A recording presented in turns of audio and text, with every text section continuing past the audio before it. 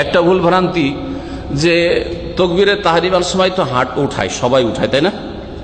তকবীরে প্রথম যে তকবীরে তাহরিমাতে হাত উঠাকে আরবিতে রফাল ইয়াদাইন বলা, কি বলে? রাফউল ইয়াদাইন। আর যদি আলটাকে কেটে দেন তো রাফা ইয়াদাইন, কি হয়? রাফা ইয়াদাইন। এই রাফা ইয়াদাইনকে কেউ আরো শর্ট করে রফা দানি কি করে দেয়, দিল শর্ট করতে করতে কি করে দিল, রফা দানি করে দিল। এই যে রফা দানি আপনাদের ভাষাতে বলছি রফা ইয়াদাইন করছেন, এই রফা ইয়াদাইনটা কত দূর, হাতটা কত দূর পর্যন্ত উঠাইতে হবে? প্রায় সবগুলি হাদিস রয়েছে আব্দুল্লাহ বিন উমর রাদিয়াল্লাহু তাআলা আনহু থেকে, যিনি সুন্নতের অত্যন্ত পাবন্দি করতেন। নবী সাল্লাল্লাহু আলাইহি ওয়াসাল্লাম সুন্নতের এত পাবন্দ ছিলেন। উমর রাদিয়াল্লাহু তাআলা ছিলেন আব্দুল্লাহ বিন উমর এবং নবী সাল্লাল্লাহু আলাইহি ওয়াসাল্লামের শ্যালক, যে নবী সাল্লাল্লাহু আলাইহি ওয়াসাল্লামের ছোট ছোট সুন্নাত, দুনিয়াবি কাজে কোনো জায়গায় বসেছেন, কোনো জায়গায় কিছু, ওইখানে গিয়ে একটু বসে যেতেন, এত সুন্নতের পাবন্দি করতেন তিনি। এই সবগুলি হাদিস, প্রত্যেকটি হাদিসের কিতাব পাবেন, বুখারী মুসলিম থেকে শুরু করি, রাফা ইয়াদাইহি হাজওয়া মানকাবাইহি, রাসূলুল্লাহ সাল্লাল্লাহু আলাইহি সাল্লাম এই হাত উঠাইতেন এই মানকে হচ্ছে কাঁধ বরাবর, হাজওয়া মানকাব মানে কাঁধ বারো, দুই কাঁধ বরাবর, তো কাঁধ যতটা এখানে আছে অতটা উঠাবে নেই, জি হ্যাঁ এতটা উঠাবে। এটা হচ্ছে সহিহ হাদিস। একটি হাদিস মাত্র আছে, আল্লামা আলবানী রাহমাতুল্লাহ আলাইহি সেই হাদিসটি বলছেন যে ওটাও এসেছে, কিন্তু অনেক হাদিসের সাথে একটি হাদিস, সেটা হচ্ছে এলা ফুরুয়ে উজনাইহি, কানের কাছাকাছি, কানের যে এই যে আপনার নিচে নরম গোস্ত বা চামড়া আছে এর কাছাকাছি এই পর্যন্ত উঠাইতেন। এই জন্য অধিকাংশ ওলামারা বলছেন যে কাঁধ বরাবরের হাদিস বেশি আছে, কাঁধ বরাবর এইভাবে, মানে আঙ্গুলটাও কাঁধ বরাবর উঠবে। আর কেউ কেউ বলছেন যে আর একটু উঠিয়ে কেউ যদি আপনার হাতটা উঠলো কাঁধ বরাবর আর আঙ্গুলের অগ্রভাগ অপর ভাগ উঠলো একবারে কানের কাছাকাছি পর্যন্ত, এটাও চলবে। কিন্তু আমাদের ভারত, বাংলাদেশ, পাকিস্তানের যারা নামাজ শুরু করেন শুরুতে আর এই রফাদানটাই শুধু করেন, বাকিগুলো তো করেন না, এই রফাদানটাতে এমন করে হাত উঠান, আপনারাই দেখান তো একটু কেমন করে হাত উঠান, আপনাদের কাছ থেকে দেখি। জি হ্যাঁ, কি করে কানে এইভাবে, এইটা ঠেকা, এইটা বৃদ্ধাঙ্গ, বিদাত, এইটাকে এইখানে ঠেকিয়ে চলে গেল মাথার কাছে, মাথার প্রায় ওপর দিকে চলে যাচ্ছে আঙ্গুল, ঠিক না? বিদাত, জি বিদাত। বরং সালাফে সালেহিনরা জি তারা পরীক্ষা করতেন যে এই সুন্নতের নামাজ পড়ে না বেদাতি নামাজ পড়ে, এই এর মাধ্যমে পরীক্ষা করতেন। শেখুল ইসলাম ইবনে তাইমিয়া রাহমাতুল্লাহ লিখেছেন, অনেক ওলামা লিখেছেন যে আগের ওলামায়ে কেরাম আইম্মায়ে কেরামগণ পরীক্ষা করতেন যে এই সুন্নতের নামাজ পড়ে না বেদাতি নামাজ পড়ে, কিসের মাধ্যমে? যে এইরকম করে হাত উঠায় তাহলে সুন্নতের নামাজ পড়ালো, আর যদি এইভাবে কানে ঠেকায় তো এই বিদাতি নামাজ পড়ার লক্ষণ। এটা বিদাতির লক্ষণ, ভালো করে নামাজ পড়ছেন কিন্তু বিদাতি নামাজ পড়ার লক্ষণ। আল্লাহ পাক যেন বোঝার তৌফিক দান করেন। এইরকম বাড়াবাড়ি করবেন না, বরং সুন্নতি তরিকায় রাফুল ইয়াদাইন করবেন।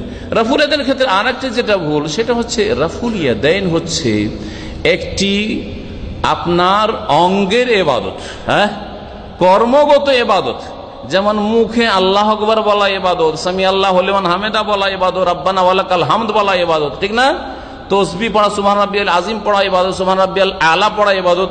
তেমনি রুকু সেজদা ইবাদত, কর্মগত ইবাদত। ইবাদত দুই রকম আছে, বাচনিক ইবাদত আর আমলগত কর্মগত ইবাদত রয়েছে। এই যে রফাদান নিয়ে অনেক বিদাতি মোল্লারা কি করে, ঠাট্টা উপহাস করে যে এরা নামাজ পড়ে না, শুধু নড়াচড়া করে। এটা নড়াচড়া নয়, বরং এটি হচ্ছে ইবাদত, এটি হচ্ছে ইবাদত আল্লাহর সামনে। দেখেন আপনারা জানেন, যখন কোন সেনাবাহিনী অন্য কোন সেনাবাহিনীর সাথে যুদ্ধ চলাকালীন সারেন্ডার করে, হ্যাঁ আত্মসমর্পণ করে, তখন কি কেমন করে?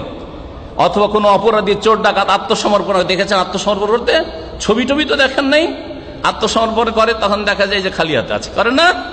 হ্যাঁ, তার মানে এটা দিয়ে কি বোঝায়, কিসের সংকেত? অনগত। আমি হচ্ছি অনগত, আপনার সামনে শিরনত করেছি, যা বলবেন তাতেই রাজি, আর অস্ত্র ধরবো না, ঠিক না? জি হ্যাঁ, ভালো করে বুঝতে পারছেন।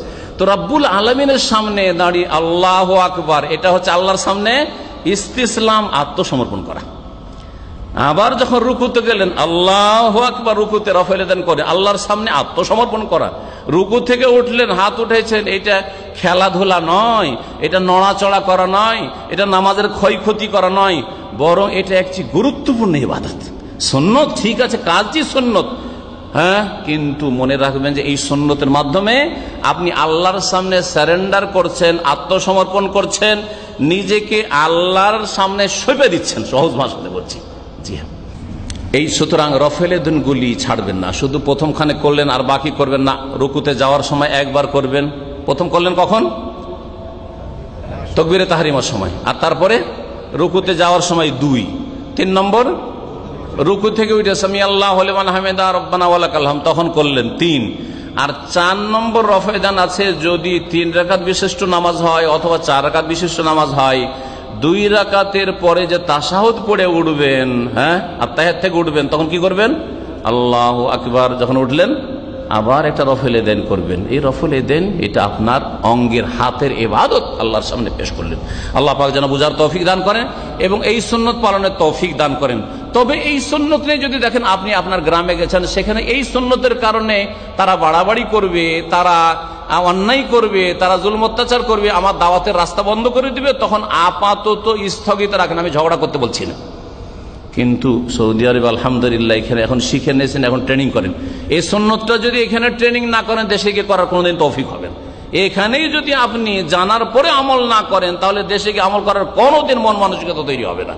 আর সেখানে এরকম ক্ষেত্র তৈরি করার চেষ্টাও করবেন না যে আমার মতো আরো 10টা লোক তৈরি করি।